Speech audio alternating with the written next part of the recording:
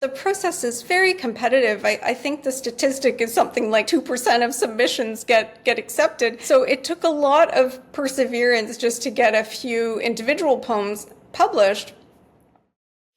Welcome to the Life Research Institute, an institute that promotes healthy living and healthy aging across the lifespan. Today, we are joined once again by Dr. Marjorie Silverman, full professor in the School of Social Work at the University of Ottawa. In addition to her precious research on aging and care, Dr. Silverman is also the author of Unspoken, a poetry collection about grief, trauma, and survival. Written in dialogue form, the book explores how pain lodges in the body, how silence is enforced, and how speaking becomes an act of resistance. Thank you so much for joining us today, Dr. Silverman. It's such an honor to have you again. Thank you so much for having me and for the openness to discussing topics that are a little bit farther afield than academia. Absolutely. I mean, it's such an interesting area and topic that you're discussing. And I'm wondering if you can tell us a little bit more about your book, if you can give us a bit of an introduction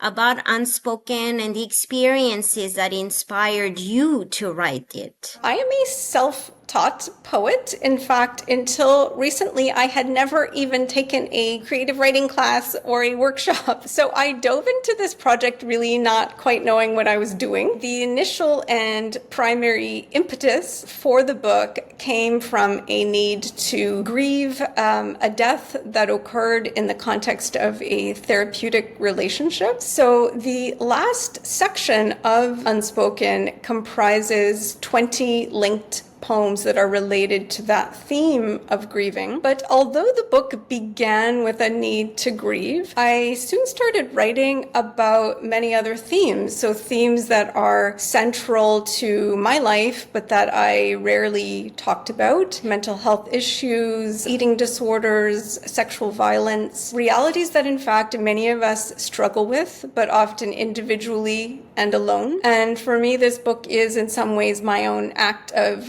political affirmation. If we go back to your research program that focuses a lot on care, aging, and how we experience things through the body, and I'm wondering if any of these themes also influenced you in how you approach the writing of your book. You know, when I started my poetry project, it felt very separate from my academic life.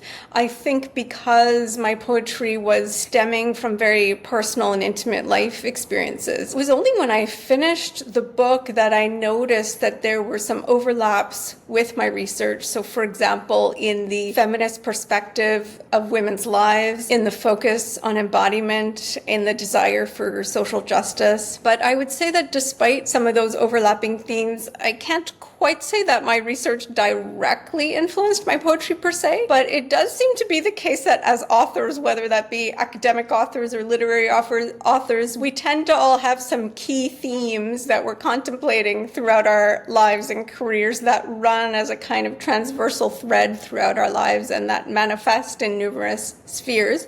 So I think that this is probably the case for me as well. Your poems deal often with grief, silence, and how trauma manifests in the body. How do you think these experiences impact health and aging? Certainly, if I look back to my doctoral work, the physical manifestations of emotion, and in the case of my participants at the time, who were caring for others, the physical manifestations of caring were very evident. So in that work, I explored how women's bodies, all of their nonverbal signals express and kind of betray their lived experiences as carers to an older person. And sometimes these nonverbal signals were full of contradictions. You know, for example, they might have a bright smile on their face when they were with the person they're caring for, but then in the next private moment, they were sighing and dropping their shoulders and seemed exhausted. Personally, in my own aging process, it's through my own aging, I'm able to see more clearly the impacts of of my life experiences and how those tentacles of trauma and grief make its way into so many spheres of life over decades. It was very much a first attempt to write poetry and to discover this new area that is quite different from scientific writing. I'm wondering if you can share a bit more about that experience and some of the challenges that you encountered while entering this new literary field. I started out by trying to publish a few poems here and there in literary magazines, but the process is very competitive. I think the statistic is something like 2% of submissions get accepted. So it took a lot of perseverance just to get a few individual poems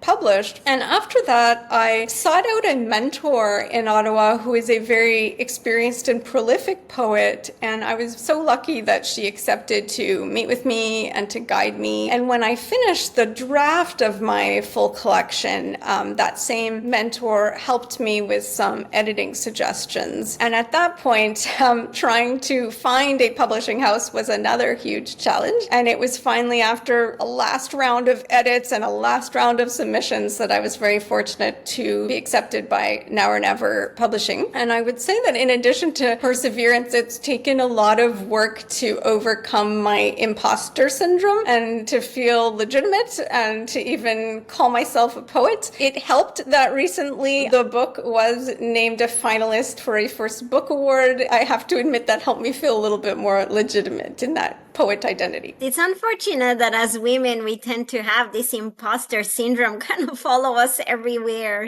but congratulations on this amazing achievement, that you even took the courage to start this completely new venture that is so different from what is familiar, from where comfort is, and you really went out of your comfort zone. It's an amazing book that I think our audience will really enjoy reading. Thank you so much for taking the time to be here with us today, Dr. Silverman. Thank you so much for having me. It's a pleasure. If you'd like to know more about the book, we highly encourage you to find Unspoken, the Now or Never Publishing website, and we encourage you to read it, reflect on it, and share it. As you know, the Life Research Institute is dedicated to conversations that are advancing research, sharing knowledge about healthy aging, and we hope that you enjoyed this conversation. And if you did, please don't hesitate to like, share, and follow us so that you can be notified every time that we post a new capsule. Please also don't forget to visit our website to learn more about our upcoming events. Together, we can help build a future where everyone has the opportunity to age with health and dignity. Thank you so much for being here with us today.